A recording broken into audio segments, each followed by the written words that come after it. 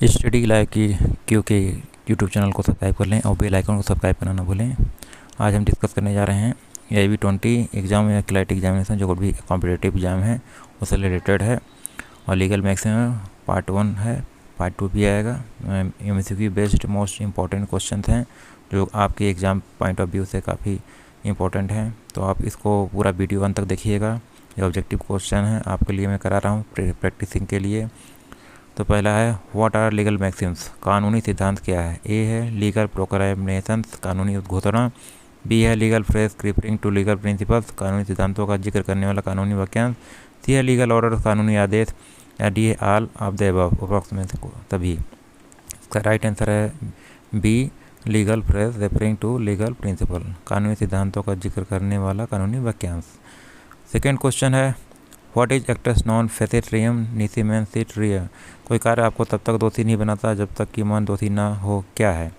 ये है an act as a fact does not make a person guilty, एक तथ्य के रूप में किया गया कार्य किसी व्यक्ति को दोषी नहीं बनाता। बी है an act of a person while guilty is not necessarily wrong, दोषी रहते हुए किसी व्यक्ति का कार्य आवश्यक रूप से गलत नहीं। सी है an act does not make a person guilty unless there is a guilty mind, कोई कार्य किसी व्यक्ति को तब तक दोषी नहीं बनाता जब तक कि उसका मन दोषी ना हो। उसके बाद है आपका D, an act of guilty mind makes a person factually wrong, दोषी मन का कोई कार्य व्यक्ति को तथ्यात्मक रूप से गलत बना देता है। इसका राइट आंसर सी है an act does not make a person guilty unless there is a guilty mind, कोई कार्य किसी व्यक्ति को तब तक दोषी नहीं बनाता जब तक कि उसका मन दोषी ना हो। तो इसका ये राइट आंसर सी हो गया। अब हम चलते हैं नेक्स्ट क्वेश्चन पे। उसके बाद आपका नेक्स्ट क्वेश्चन थर्ड है in the legal maxims actus non facit reum nisi mens sit rea refer to, कानूनी सिद्धांतों में कोई कार्य किसी को तब तक दोषी नहीं बनाता जब तक कि मन दोषी ना हो। मैन थ्री का तात्पर्य है यह है गिल्टी माइंड, दोषी मन। बी है पर्सन्स इंटेंशन, व्यक्ति का इरादा। सी है गिल्टी कंसाइंस, दोषी विवेक। डी है गिल्टी एक्ट, दोषी कृत। तो इनमें से कौन सा आपका आंसर है। तो इसका राइट आंसर है आपका ए, गिल्टी माइंड, दोषी मन।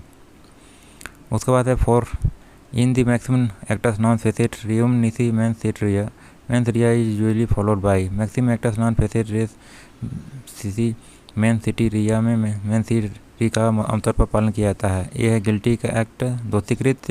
बी है ए लॉफुल रॉन्ग, एक कानूनी गलती।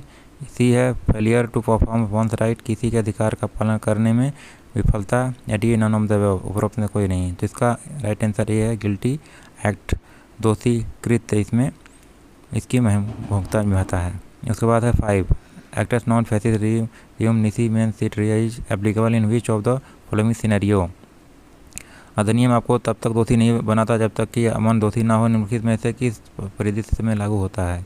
ये है a person X admits to having bumped into Y causing him to fall over, ये व्यक्ति एक स्वीकार करता है कि वह वाई से टकरा गया था जिससे वह गिर गया था। बी है a person X conspiring to bump into Y so that he falls over, एक व्यक्ति एक्स वाई से टकराने की साजिश रच रहा है ताकि वह गिर जाए। सी है a person X admits to having conspired to bump into Y causing into him to fall over, एक व्यक्ति एक स्वीकार करता है कि उसने वाई से टकराने उसे गिराने की साजिश रची थी। D all of the above, उपरोक्त सभी। इसका राइट आंसर सी है a person X admits to having conspired to bump into Y causing into him to fall over. उसके बाद आपका 6 है the maximum actus non facit reum nisi mens sit rea is not applicable in, अधिनियम की को तब तक दोषी नहीं बनाता जब तक उसका मन दोषी ना हो वाली कहावत लागू नहीं होती। ये है विकेरियस लाइबिलिटी, प्रतिवर्ती दायित्व। बी है एडिशन राजद्रोह। सी है both and B. D neither of the above, उपरोक्त में से कोई नहीं। तो इसमें आपका राइट आंसर आपका है ए, विकेरियस लाइबिलिटी, प्रतिवर्ती दायित्व। अब 7 पे चलते हैं actus non facit reum non nisi mens sit rea is applies to, यह अधिनियम किसी को तब तक दोषी नहीं बनाता जब तक कि उसका मन दोषी ना हो। यह सिविल केसेस में, सिविल मामले में। बी क्रिमिनल केसेस, आपराधिक मामले में। या सी दोनों में। या नाइदर, में कोई नहीं। इसमें बी इसका राइट आंसर है, क्रिमिनल केसेस में। 8 है द मैक्सिमम एड वॉल्यूम्स विम्स, ए है एडिशनल वैल्यू अतिरिक्त वैल्यू, बी अकॉर्डिंग टू वैल्यू मूल्य के अनुसार। तब इसके बाद सी है अकॉर्डिंग टू वॉल्यूम आयतन के अनुसार, डी है नन ऑफ द एबव उपरोक्त में से कोई नहीं, जिसका राइट आंसर बी है अकॉर्डिंग टू वैल्यू मूल्य के अनुसार।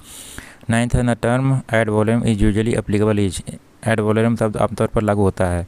ए टैक्सेशन कराधान के लिए, बी है क्रिमिनल केस आपराधिक कानून के लिए, सी कॉन्स्टिट्यूशन संविधान के लिए, या डी बोथ बी एंड सी। इसका राइट आंसर ये है टैक्सेशन कराधान के लिए। 10वां है the term ad valorem is usually applicable in, ad valorem शब्द आमतौर पर लागू होता है।